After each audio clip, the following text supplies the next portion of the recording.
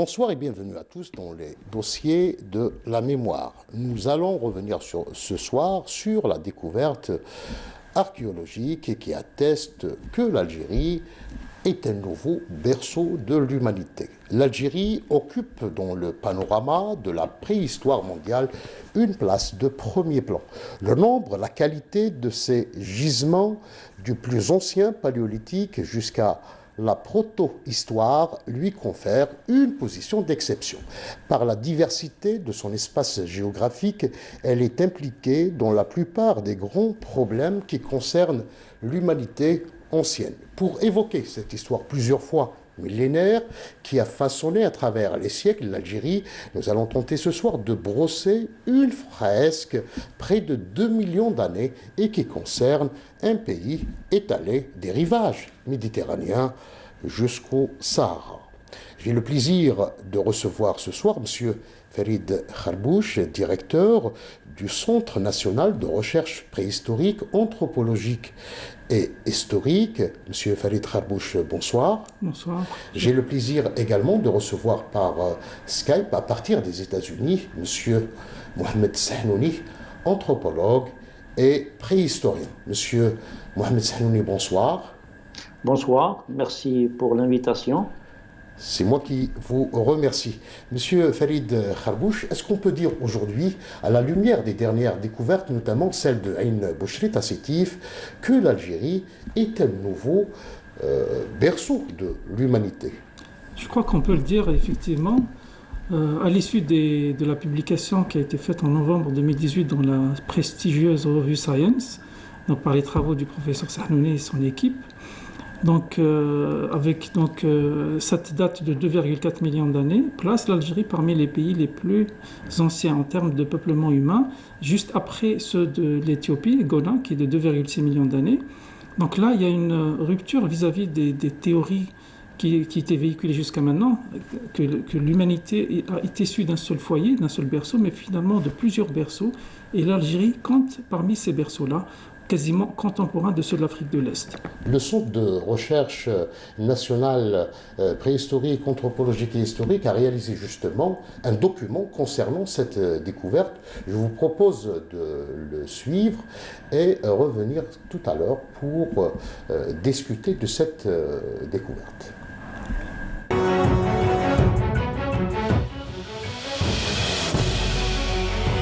Visant à comprendre les plus anciennes occupations humaines en Afrique du Nord, le Centre national de recherche préhistorique, anthropologique et historique mène un grand projet de fouilles et de recherche archéologique dans le bassin de Oued Fouda, dans la commune de Guelta-Zarqa, à 7 km de l'ouest de la ville d'El Olma, dans la wilaya de Sétif, dans le nord-est de l'Algérie. L'Algérie, avec 2,3 millions de kilomètres carrés, est quasiment un continent. Sur le plan de la préhistoire, à l'échelle mondiale, c'est un pays très important.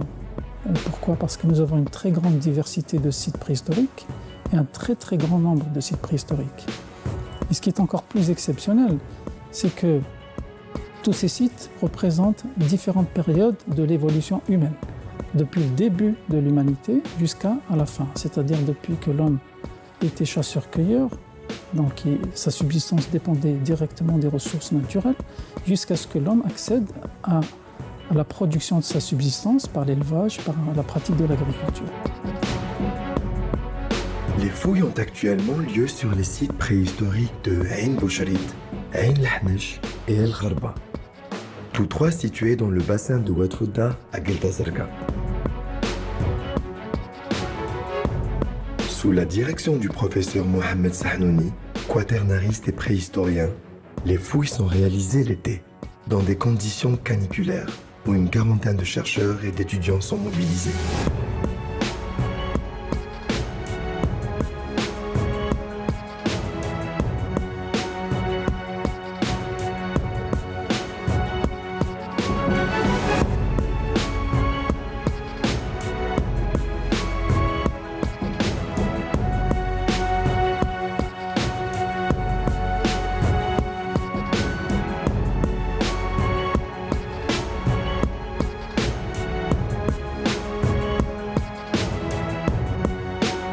Les restes paléontologiques et archéopaléontologiques mis au jour dans des niveaux stratigraphiques datés de 2,4 millions d'années sont ceux d'ossements d'une faune aujourd'hui totalement disparue et d'outils lithiques.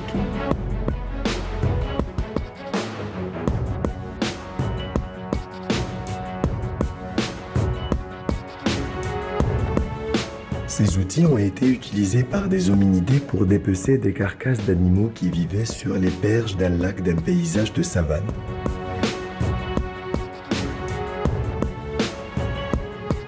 Les précieuses découvertes ont eu un retentissement mondial après la publication d'un article relatant les résultats des recherches dans la prestigieuse revue américaine Science.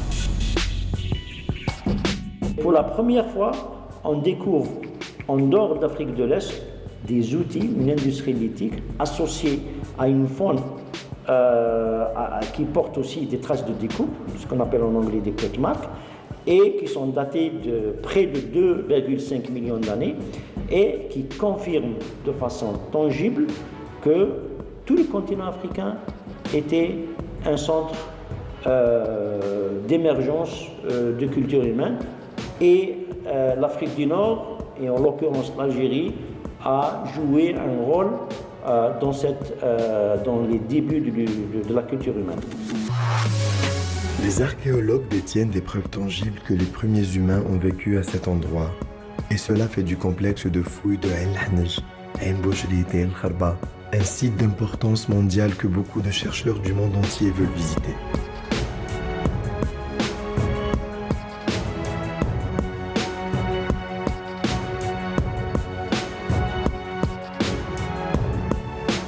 Toutes les conditions de préservation et de fossilisation de restes biologiques sont présentes dans le bassin de Oued Fouda, affirme le professeur Sahnouni, qui ne désespère pas de découvrir un jour des restes d'hominidés, nos lointains ancêtres, ce qui serait une autre grande première mondiale.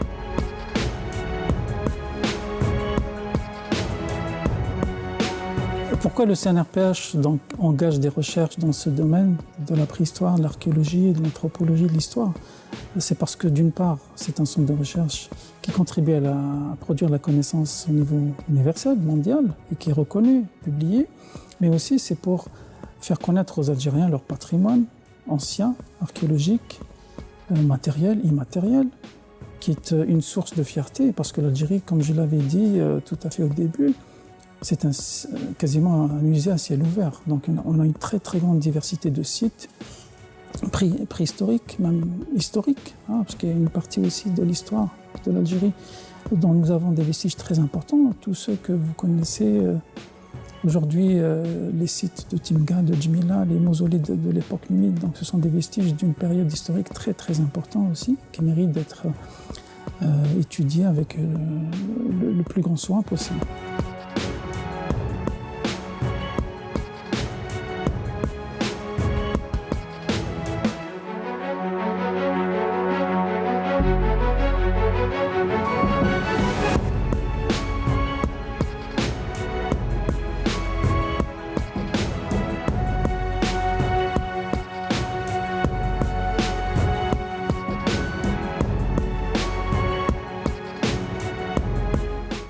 C'est là un document réalisé par le Centre national de recherche préhistorique, anthropologique et historique. Monsieur Farid Khabouch, est-ce qu'on peut dire que le site de Ain Bouchrit est un haut lieu de la préhistoire? Absolument, on peut le dire, c'est un haut lieu de la préhistoire, pas seulement algérienne, mais mondiale. Compte tenu des résultats donc j'avais évoqués tout à l'heure, c'est-à-dire une datation de 2,5 millions d'années qui le place quasiment parmi les tout premiers sites en termes de datation et qui constitue effectivement, on peut le dire, pratiquement sans complexe, un des berceaux de l'humanité, hein. Un foyer de l'émergence de la civilisation humaine qui est quasiment contemporain de ceux de l'Afrique de l'Est, de l'Éthiopie. Est-ce que donc, les dates qui ont été avancées, c'est 2,5 millions d'années, donc les fossiles qui ont été découvertes à Ain Bouchrit remontent à 2,5 millions d'années, absolument. C'est une datation, le professeur Sahnouni va le dire tout à l'heure avec beaucoup plus de détails, mais C'est une datation qui est absolument précise et obtenue selon plusieurs méthodes de datation, justement, qui se recoupent sur le même résultat pour lui donner une importance, une fiabilité forte. Et c'est d'ailleurs pour ça que cette découverte a été publiée dans la prestigieuse revue Science. Sinon, il n'aurait pas été possible de publier un résultat scientifique bancal dans une revue comme la fameuse revue Science. Donc c'est effectivement une datation qui est fiable et qui est tout à fait maintenant reconnue dans la communauté scientifique mondiale. On va essayer de joindre M. Sahnouni, qui est avec nous à partir des États-Unis. Monsieur Mohamed Sahnouni, rebonsoir. Rebonsoir. Est-ce que vous pouvez nous expliquer quelle est la portée de cette découverte que vous avez donc réalisée à Ain Bouchrit? En effet, la découverte et les recherches effectuées à Ain Hanech et à Ain Bouchrit ont une double portée, une double signification. La première, c'est un niveau local régional, c'est-à-dire un niveau de l'Algérie. Pour la première fois, nous avons une chronologie précise qui montre le début du peuplement humain en Algérie. Avant cette découverte, on avait des estimations très floues qui ne sont pas basées sur des données scientifiques solides. On ne savait pas si c'était 1 million d'années, 1,5 million, moins d'1 million d'années, etc. Et si on lit la littérature, il n'y a pas de choses précises. C'est-à-dire, les découvertes d'Ain Bouchrit ont démontré de façon très très scientifique que le début du peuplement préhistorique en Algérie débute à peu près à 2,5 millions d'années. Et aussi, les découvertes, le site de Ain Hanech et Ain Bouchrit, ce n'est pas une seule occupation, c'est une succession d'occupations humaines qui s'étalent sur une échelle de temps entre 2 millions, pour arrondir 2,5 millions, jusqu'à 1,6 million, 1,5 million. Donc c'est une succession d'occupations humaines à travers le temps. Et ces recherches aussi ont montré non seulement tout le caractère comportemental de ces populations humaines très très anciennes. Ça, c'est au niveau local. Maintenant, sur un niveau global. Niveau global, aussi, ça a une signification très très importante où les choses sont en train de changer pour dire que tout le continent africain était un centre d'émergence de la culture humaine et aussi du genre humain ou le genre homo. Avant, on croyait que c'était seulement concentré dans le rift est-africain, c'est-à-dire concentré en 3 pays, où les premiers humains ont émergé avec leur culture et puis ils se sont répandus d'abord sur le reste du continent africain dans une première étape, après en dehors du continent africain. Les découvertes à Ain Bouchrit ont clairement changé ce modèle ou ce paradigme en affirmant que tout le continent africain, y compris l'Afrique du Nord, au nord, tout près au bord de la Méditerranée, que la culture humaine, la technologie humaine a émergé aussi en même temps, quasi contemporain avec l'Est africain. Et cette donnée nouvelle est en train de changer et je reçois des sollicitudes d'informations, etc. Et je sais que les manuels de préhistoire enseignés un peu partout dans les universités mondiales, y compris ici aux États-Unis ou au Canada, sont en train de changer ces données-là pour faire montrer que tout le continent africain, y compris l'Afrique du Nord et l'Algérie, ont joué un rôle dans l'émergence de la culture humaine. Voilà. Alors, dans le vocabulaire de l'anthropologie, on parle de l'Homo erectus. Est-ce que vous pouvez expliquer aux téléspectateurs cette notion?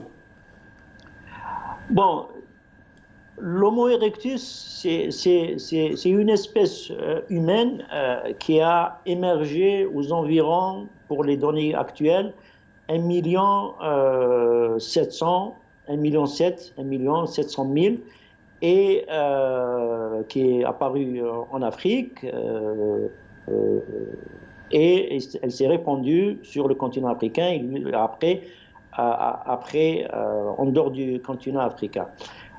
Bon, les sites d'Aïn Bouchrit et Aïl Hanish se réfèrent à une espèce encore plus ancienne que Homo erectus. Peut-être ce serait Homo habilis, peut-être Homo rudolfensis, on ne sait pas encore. Il faut le trouver, on ne sait pas. Pour le moment, on sait que c'est le genre Homo. Mais l'Homo erectus, c'est une espèce humaine qui vient après et qui est un petit peu plus évoluée morphologiquement, anatomiquement par rapport à celle d'Homo habilis ou rudolfensis. Ils sont plus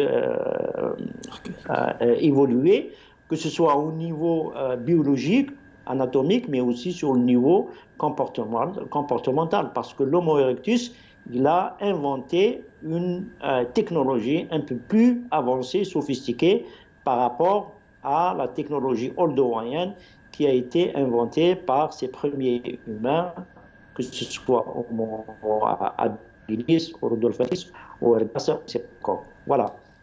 Est-ce que ces découvertes de Aïn Bouchrit, Aïn Hanish est un présage de nouvelles découvertes dans le futur en association avec le Centre national de recherche anthropologique, préhistorique et historique? Très possible, si on continue les recherches et si on cible des sites à potentiel géologique, paléontologique et archéologique, sûrement on va découvrir encore des choses.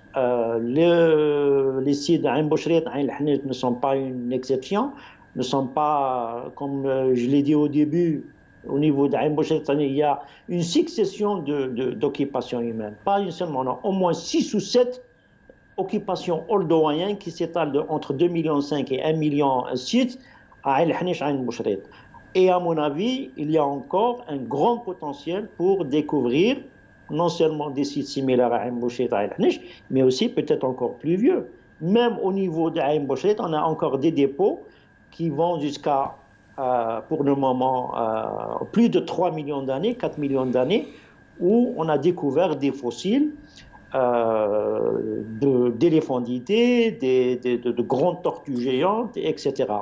Et à mon avis, il est très possible de découvrir d'autres sites dans des bassins myo-pléistocènes qui s'étalent tout au long du nord de l'Algérie, entre l'Atlas tellien et l'Atlas saharien.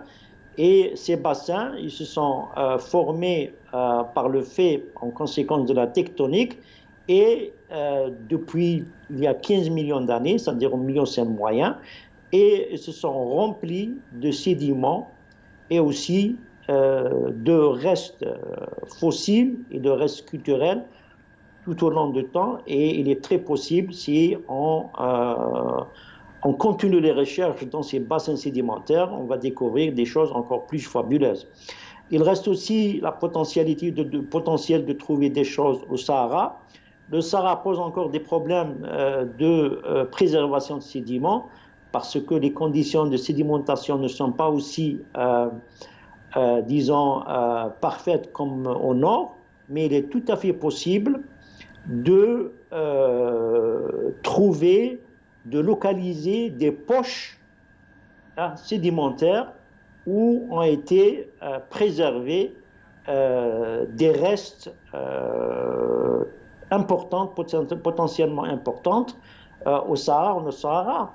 Et on a un bel exemple au Tchad, où une mission paléontologique franco-tchadienne a réussi, disons, les années 90 et les années 2000, à découvrir, par exemple, les restes d'Australopithèque Abel dans le désert du Jura, et plus tard, les restes connus, le Toumaï, daté de 7 millions d'années. Comment ils l'ont fait? Ils l'ont fait parce qu'ils ont utilisé ce qu'on appelle les méthodes de télédétection, où ils ont retracé l'évolution des rives du lac Tchad à partir de 20 millions d'années, de 17 millions d'années, et il aura été possible de découvrir des fossiles en suivant l'évolution des rives de ce lac et qui ont abouti à la découverte, comme je l'ai dit, des mandibules, des restes d'Abel équivalents d'Australopithèque. Et puis, M. Sahnouni, il y avait cette découverte dans la région d'Al-Bayad, des fossiles de dinosaures. Ce sera peut-être ma dernière question avec vous.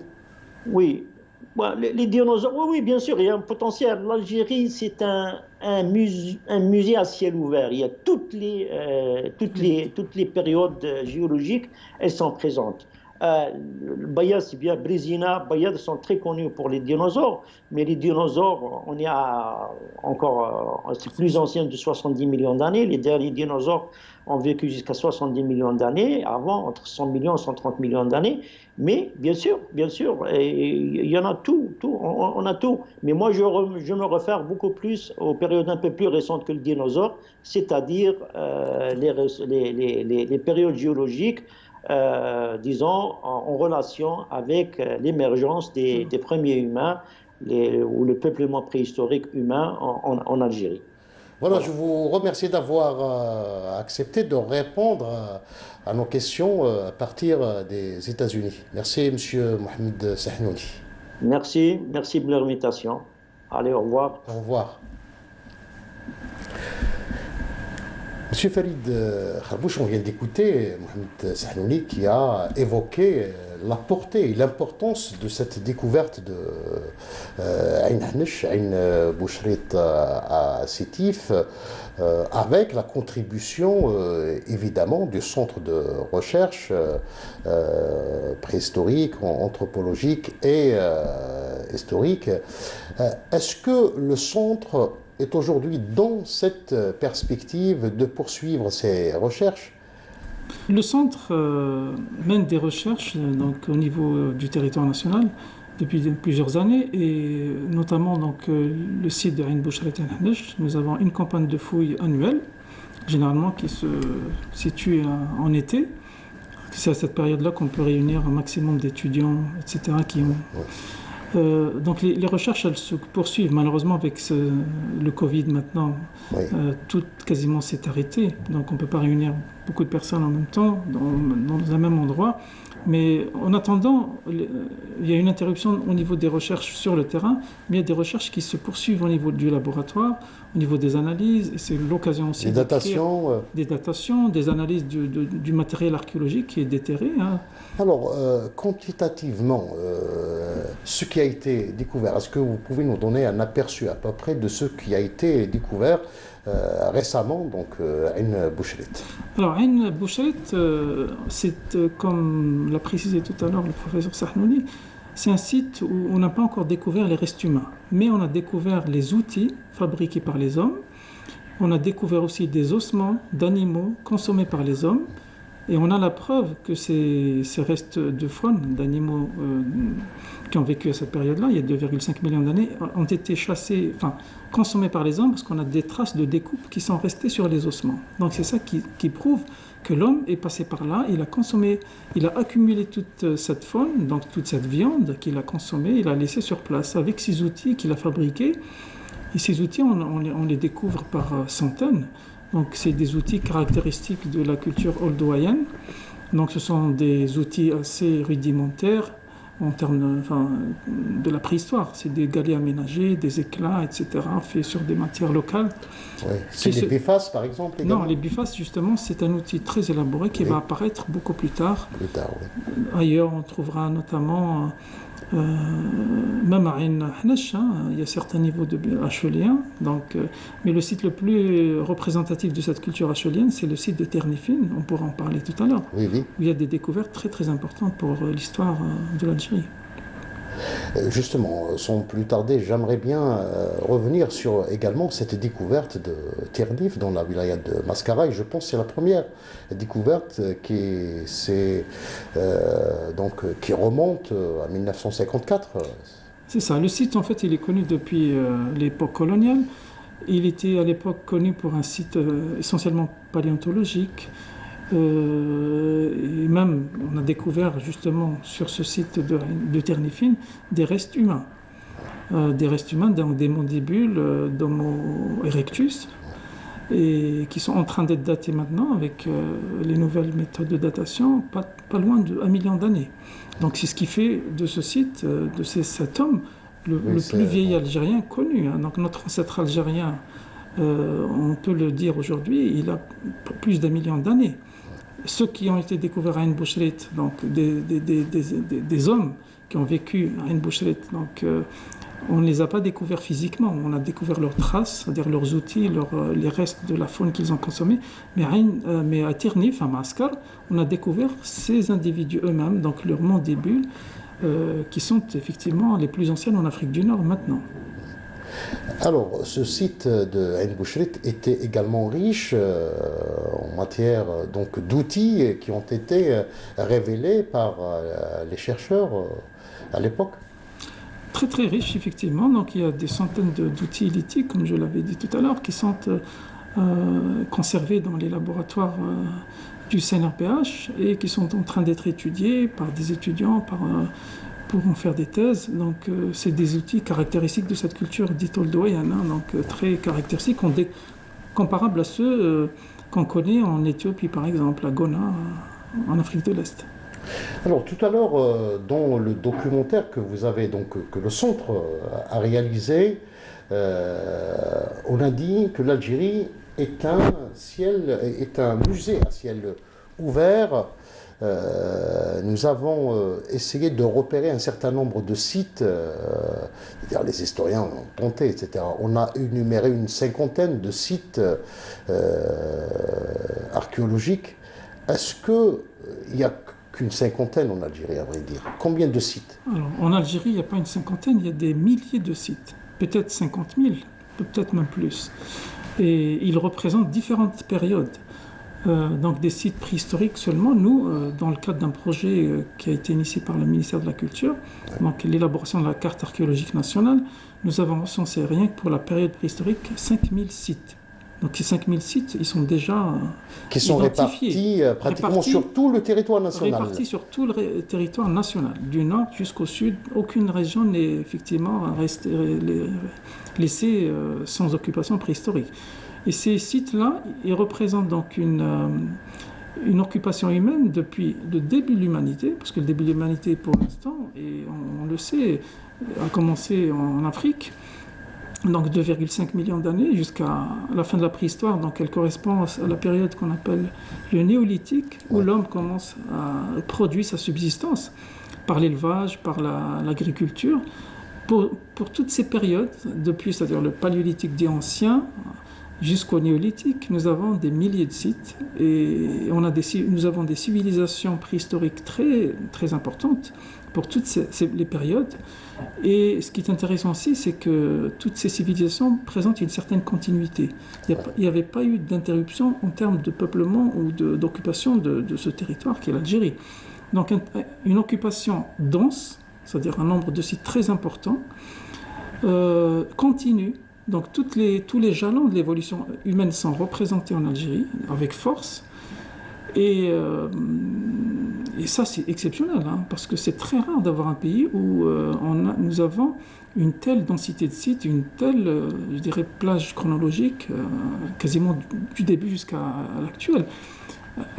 Des fois, je donne un exemple. Si on ramène l'évolution humaine sur l'échelle d'une journée, c'est-à-dire 24 heures, eh bien l'Algérie, elle est présente depuis le début de cette journée, c'est-à-dire depuis les premières minutes de la journée jusqu'à la fin de la journée. Ce qui est exceptionnel. Alors que si on prend un parallèle, un autre exemple, si on prend par exemple les États-Unis, dans la préhistoire, elle remonte à peu près à 15 000 ans, pas plus. Eh bien, si on les ramène sur l'échelle de cette journée, eh bien, les États-Unis, qui est un pays très puissant sur le plan économique et militaire, ils ont participé à l'évolution de l'humanité que lors des dernières 5 minutes de cette journée. Donc vous voyez comment un pays comme l'Algérie est exceptionnel. Et c'est assez rare d'avoir des pays dans le monde qui ont cette présence depuis le début jusqu'à la fin de la préhistoire. C'est vraiment exceptionnel. Hein. Exceptionnel aussi cette découverte de Ternif, j'y reviens parce que vous l'avez évoqué, parce qu'on a retrouvé également des traces de ce passage du cru vers le cuit. C'est-à-dire on a retrouvé des éléments qui attestent que l'homme de Ternif a réalisé cette mutation à travers donc, des outils qui ont été découverts selon certaines recherches, bien entendu. Le site de Ternif est intéressant et très important pour pour la préhistoire mondiale et pour la préhistoire algérienne. Pas pour cette notion de cuisson, parce qu'il est apparu beaucoup plus tard, mais par l'ancienneté des restes humains qui ont été découverts sur ce site, et même la quantité importante de restes paléontologiques, donc qui nous permettent de connaître la faune qui vivait à l'époque.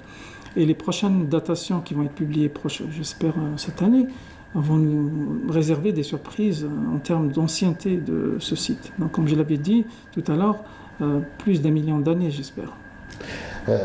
Selon certains anthropologues, c'est à partir donc, de cette population préhistorique d'Algérie qu'on a donc effectué des déplacements vers l'Europe à travers l'Ouest, c'est-à-dire à travers Gibraltar, mais la population était plutôt stabilisée en Algérie. Alors, les peuplements et les migrations humaines en préhistoire, c'est une question assez délicate. Oui. Tout ce qu'on sait aujourd'hui, c'est qu'en Algérie, il y avait un peuplement très ancien et très dense, c'est-à-dire il y a énormément de sites, notamment le Sahara aujourd'hui qui paraît être un peu hostile et difficile. Enfin, les conditions ne sont pas toutes réunies pour une implantation humaine. Parce que c'est maintenant, c'est le Sahara, mais à l'époque préhistorique, il y a eu beaucoup de phases climatiques. C'était une zone luxuriante. Tout à fait. Ouais. Donc il y a eu d'ailleurs, durant la période géologique qui est dite quaternaire, qui correspond à l'apparition de l'homme sur Terre, il y a énormément d'événements climatiques importants, donc des changements cycliques. En Europe, on appelle ça période glaciaire interglaciaire, donc il y a des moments où la glace, par exemple, la calotte polaire est arrivée jusqu'au sud de la France, quasiment. Donc la planète était couverte de glace. Les niveaux marins étaient très bas. Justement, en parlant de Gibraltar, à ces périodes glaciaires, le bras de mer qui existe entre le nord du Maroc et le sud de l'Espagne, au détroit de Gibraltar, n'est pas d'une dizaine de kilomètres.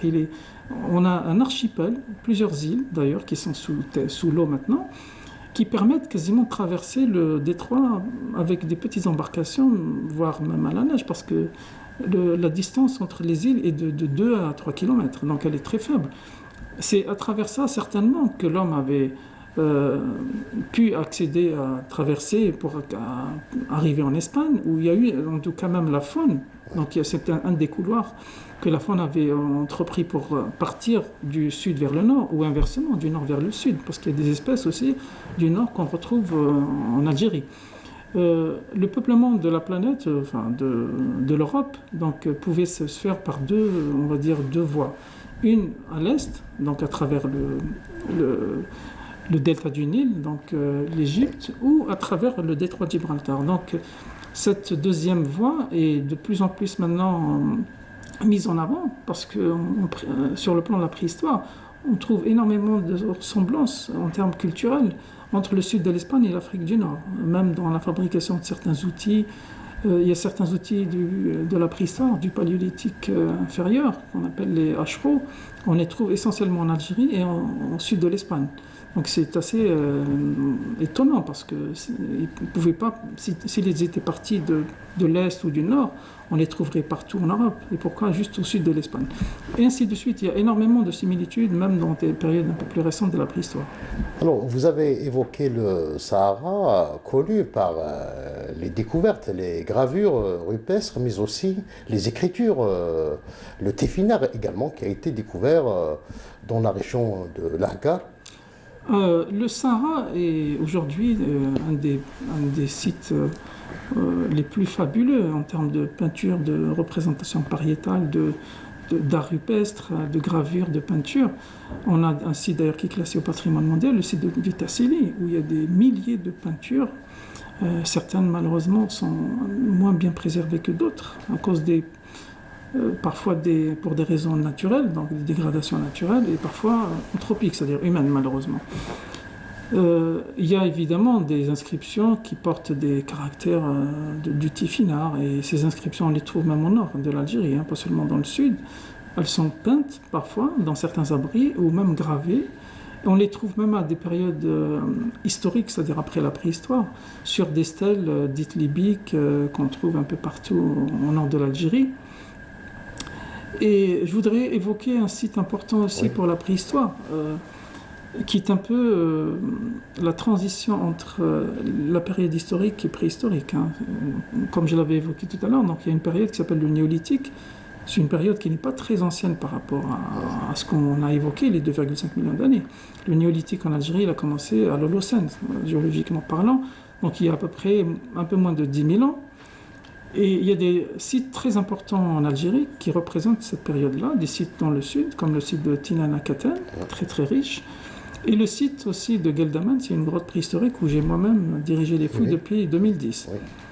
Et c'est là qu'on a établi, par exemple, que les hommes qui occupaient cette cavité naturelle étaient des pasteurs, donc ils élevaient essentiellement des chèvres qui étaient adaptés à ce relief un peu escarpé.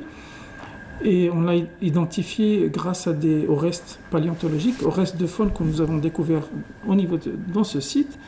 Et cette aussi preuve de domestication animale, on l'a mise en évidence autrement par des analyses de résidus organiques dans les poteries. On a découvert du lait qui a été cuit dans des poteries. Donc là justement, on est en pleine période où l'homme faisait de la cuisine. Donc on a même découvert des foyers intacts avec pavés avec des pierres et des charbons, même des restes de viande qui a été consommée, donc des ossements intacts, qui n'ont pas bougé depuis 7000 ans. Parce que les occupations dans ce site, à Gueldaman, cette grotte qui s'appelle aussi Ifili Bougdour pour la région, les occupations partent de 7200 ans jusqu'à 4000 ans. Et voilà, donc il y a beaucoup de restes aussi culturels, de la poterie, des outils lithiques aussi, mais beaucoup plus élaborés, des pointes de flèches, parce que bien qu'ils étaient des pasteurs, ils continuaient aussi à faire de la chasse occasionnelle, de l'industrie osseuse, des outils fabriqués sur des restes, sur l'os d'animaux, donc des différents types d'outils pointus, des aiguilles, des poinçons, etc. C'est extrêmement riche, en tout cas, la préhistoire algérienne, elle est vraiment exceptionnelle. Maintenant, on va parler un petit peu du rôle du Centre national de recherche préhistorique, anthropologique et historique.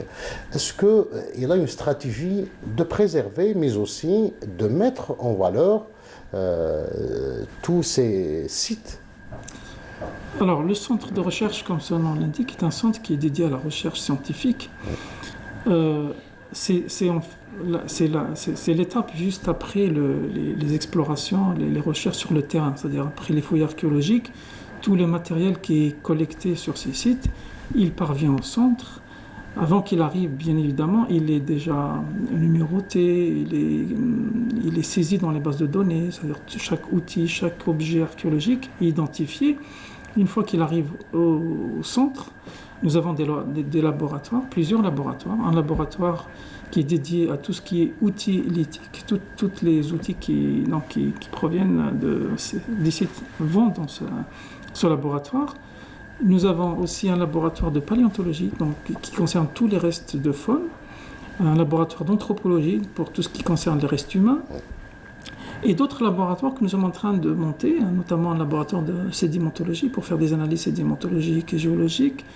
Nous avons aussi une cellule d'infographie qui travaille sur la reconstitution des peintures rupestres, sur même les cartes archéologiques, donc les systèmes d'information géographique, voilà, toutes ces disciplines. Donc c'est ça la stratégie du centre, c'est de les mettre au service de la recherche. Donc il faut pratiquement une armée de chercheurs pour un petit peu assurer un suivi à toutes ces découvertes qui sont importantes. Absolument, parce que le territoire algérien est un continent, c'est vraiment exceptionnel aussi de ce point de vue-là. C'est 2,3 millions de kilomètres carrés, c'est plus grand qu'un pays, un peu moins qu'un continent. Donc pour l'explorer sur le plan de la recherche archéologique, il faut effectivement une armée de chercheurs, d'archéologues, même une implantation des centres de recherche un peu partout au niveau national. Un seul centre. Nous avons d'autres annexes, heureusement, aujourd'hui, à Ain Melilla, à Tlemcen et à Tiaret. Et on espère dans les prochains mois et les prochaines années une implantation du centre au niveau national, donc plusieurs annexes, plusieurs stations, pour pouvoir étudier localement toutes les régions d'Algérie qui sont extrêmement riches. Donc il faut à la fois de la ressource humaine aussi, mais pas seulement, il faut des moyens techniques. Pour aujourd'hui, la recherche archéologique, elle dépend beaucoup de la technique. Pour faire les datations, c'est extrêmement... Il y a des appareils de pointe, des équipements de pointe. Il faut des équipements scientifiques effectivement assez importants, même qui coûtent assez cher et qui exigent une technicité et des connaissances en physique très poussées. Nous avons aussi besoin d'analyses physico-chimiques pour identifier, comme je l'avais évoqué tout à l'heure, des résidus de lait dans une poterie préhistorique il y a 7000 ans. Donc ça, c'est tout à fait récent d'ailleurs, ces techniques, nous les avons utilisées. Je peux même évoquer un autre exemple, la reconstitution du climat. Elle peut se baser aussi sur des données physico-chimiques. Nous avons réussi à prouver, par exemple, au niveau de ce site de Gueldaman, que le climat, depuis 6000 ans jusqu'à 3000 ans, a subi des variations, donc des phases d'aridité et d'humidité à certaines périodes, et qui correspondent d'ailleurs aux périodes où l'homme a occupé avec une grande densité ce site. C'est-à-dire, quand le climat était favorable, il était présent en grand nombre, donc il avait certainement un cheptel très important parce que les conditions environnementales, végétales étaient favorables pour élever beaucoup de chèvres et moutons.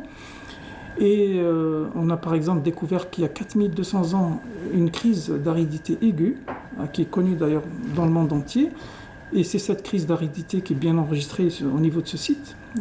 Nous l'avons découverte en fait sur ce qu'on appelle des stalagmites. Et les stalagmites, c'est des roches calcaires, c'est de la calcite qui pousse dans les grottes en lamines de croissance annuelle. C'est des couches, c'est comme un oignon quand on le coupe dans son axe longitudinal.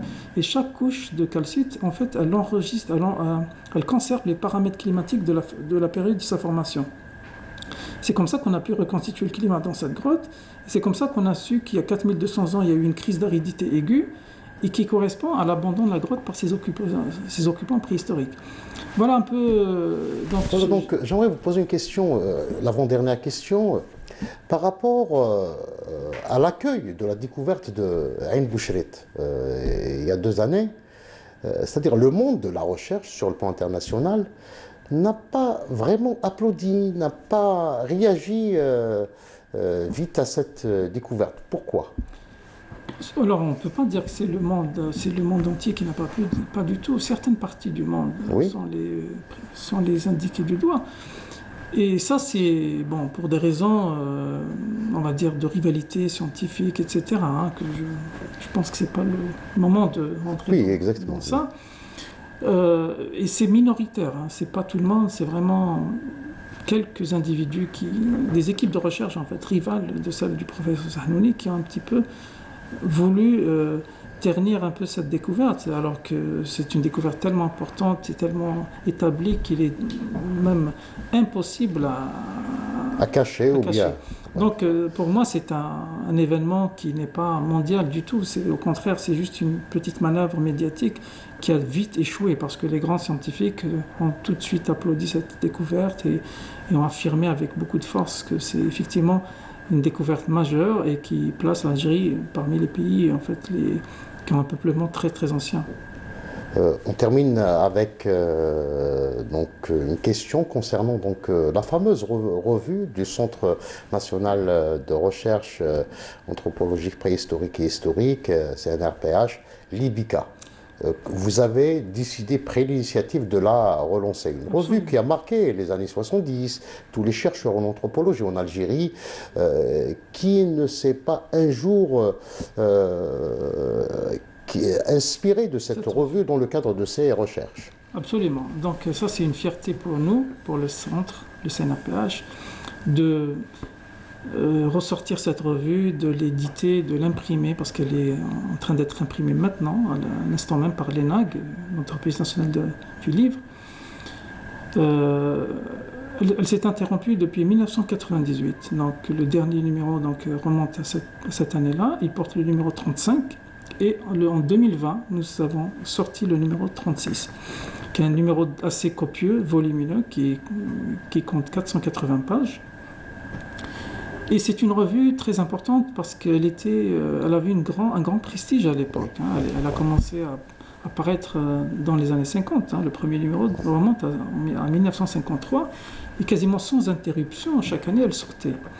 Donc il était, en tout cas moi, c'était un défi de la ressortir parce que c'est dommage qu'une telle revue avec un tel prestige ne continue pas à vivre. Surtout qu'il y a des résultats très importants, comme ceux de Ain Bouchret et ceux de Geldaman et d'autres sites, Medjaz. Toute l'Algérie est riche de sites. Cette revue, donc, elle vient de paraître maintenant, 2020, et nous avons aussi décidé de ressortir toute la collection, c'est-à-dire depuis le premier jusqu'au dernier numéro, sous forme de coffret. Donc nous avons numérisé tous les numéros de Libica. Et voilà, nous sommes heureux de ressortir. Alors c'est une revue qui sera ouverte à tous les chercheurs des sciences humaines ou bien uniquement à ces spécialités de la préhistoire, l'histoire et l'anthropologie? Cette revue, elle est ouverte à tous les chercheurs d'une manière générale. Bien sûr, ceux qui sont spécialisés en préhistoire ne peuvent pas faire l'impasse sur les Libica parce que c'est une revue indispensable. En anthropologie aussi, et bientôt un peu aussi l'histoire, parce que nous avons créé une nouvelle division en histoire au CNRPH, qui est très active. Donc cette revue, c'est une revue scientifique, donc elle est avant tout destinée aux chercheurs, mais elle est accessible à tout le monde.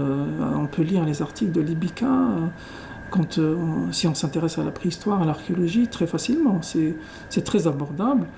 Et elle sera aussi, comme je l'avais dit, elle est déjà numérisée, donc une partie, les anciens numéros vont être mis en ligne. Non, je parle, c'est-à-dire des auteurs. Est-ce qu'elle sera ouverte aux jeunes chercheurs oui, bien sûr. Sciences humaines? La revue, elle est accessible, elle est déjà en vente, donc elle est en vente au CNRPH, nous avons une librairie, elle est accessible au niveau de notre bibliothèque, elle sera accessible également, les anciens numéros, sur Internet, parce qu'ils sont déjà numérisés. Tous les chercheurs du monde entier pourraient la consulter même à distance. Est-ce qu'en termes également de projets de recherche, etc., vous avez ciblé un certain nombre d'autres sites qu'il va falloir relancer cette année? Alors, en termes de recherche archéologique, nous avons ciblé toutes les périodes préhistoriques, donc des plus anciennes, donc le paléolithique ancien, comme à Ain Bouchret, jusqu'au néolithique. Donc les recherches dont j'ai évoqué tout à l'heure à Geldaman. Mais entre ces deux périodes extrêmes, c'est-à-dire la plus ancienne et la plus récente de la préhistoire, il y a beaucoup de périodes préhistoriques, de civilisations très très importantes au paléolithique inférieur. Donc la civilisation acheulienne est très importante. Nous avons des recherches dans ce sens du côté de Table Bala, dans le sud algérien. Nous avons aussi, pour les périodes où l'homme moderne, dit Homo sapiens, est apparu, donc nous avons la culture altérienne qui est très importante aussi en Algérie, des sites très très nombreux en Algérie, des équipes qui partent un peu partout, donc si on est l'Algérie. Toutes les périodes, en fait, ne doivent pas être négligées parce que c'est tout un enchaînement de civilisations qui constitue aujourd'hui la personnalité algérienne. Nous avons donc tout intérêt à les étudier, à sillonner l'Algérie, et nous avons aujourd'hui des chercheurs, des jeunes chercheurs qui sont très bien formés et sur qui je compte beaucoup pour porter très haut l'étendard de l'Algérie. Pour ce site de Table Bala, peut-être on termine avec. Est-ce que vous avez commencé déjà les recherches? Le site de Table Bala, c'est comme le site de Ain Bouchret, comme celui de Geldaman. Nous avons des fouilles régulières. Annuellement, chaque année, nous avons une campagne de fouilles. Et quand, à cause du Covid, malheureusement, maintenant, donc il n'y a pas eu de mission de terrain, mais les chercheurs qui travaillent sur ces sites-là continuent à travailler sur le matériel archéologique qu'ils ont collecté. Donc ils sont en train de l'étudier, de mesurer, de le mettre dans des bases de données, de faire des articles, des publications, par certains aussi des mémoires de doctorat, etc. C'est le seul domaine, à mon avis, où on travaille discrètement, mais sûrement. L'anthropologie et la préhistoire, c'est... Oui, c'est un domaine en fait qui est intéressant parce qu'on le fait par passion ce métier, on ne Oui. le fait pas pour d'autres considérations matérielles. Et en fait, en retour, on reçoit beaucoup de choses, beaucoup de satisfaction parce que à chaque fois qu'on fait des recherches, à chaque fois qu'on fouille, à chaque fois qu'on s'intéresse à un site, à des objets, en fait, on est en train de faire de l'histoire de ce pays-là d'une manière inédite. Hein. C'est pour ça on dit préhistoire, parce que c'est pas écrit, mais ce sont les préhistoriens qui écrivent cette préhistoire, avec leurs recherches, avec leur investigation. Voilà, ce sera le mot de la fin. Je tiens à vous remercier vivement, Monsieur Farid Khalbouch. Je rappelle que vous êtes directeur du Centre national de recherche en anthropologie, anthropologie préhistorique et historique, CNRPH. Et je tiens à remercier également Monsieur le professeur Mohamed Sahnouni, anthropologue et préhistorien, d'avoir participé à cette émission. À très bientôt.